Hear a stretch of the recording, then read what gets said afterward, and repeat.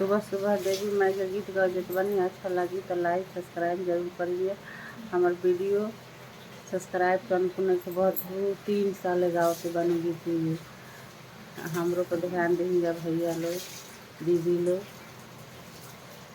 कवनाही मसवा मैया रहेलू नई हरवा हो कवन रे मसवना मैया हमार रहेलू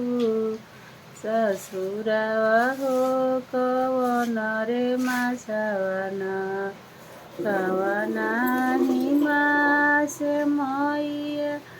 रहेलू नैहरवा हो कवन रे मसवना मैया मोरी रहेलू ससुरवा हो कवन रे मसवना कवनाही महीनावा मैया आइलू तू पंडलवा हो कि कवन महीनावा सेवका करस तोहर दर्शनवा हो कवन रे महीनावेना मैया मोरी आइलू तू नगरिया हो कि कवन महीनावेना चैत महीनावा तिवई ऐनी नई हरवा हो कुवार रे महीनावा हमर हिना ससुरवा हो कुवार रे महीनावा हमहु रहिना ससुरवा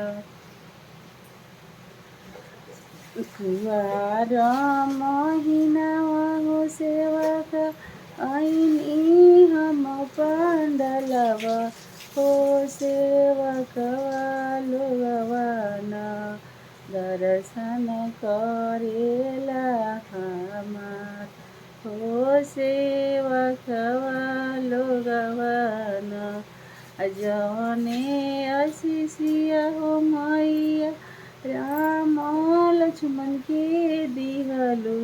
हो कि तवने आशीषिया मैया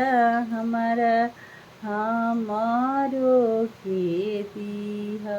हो कि चमकत रहे न मैया मांगी के हो सिंदूरवा हो कि चमकत रहे न जवने आशीषिया मैया सीता जी के दिहलू हो कि तवने आशीषिया मैया हमारो के दिया हो कि तवने आशीषिया कवने महीनावा मैया सहलू ससुरवा हो कवन रे महीनावा मैया मोरी आइलू देव घरवा हो कि कवन महीनावा। अच्छा लगे तो जरूर लाइक सब्सक्राइब करेंगे।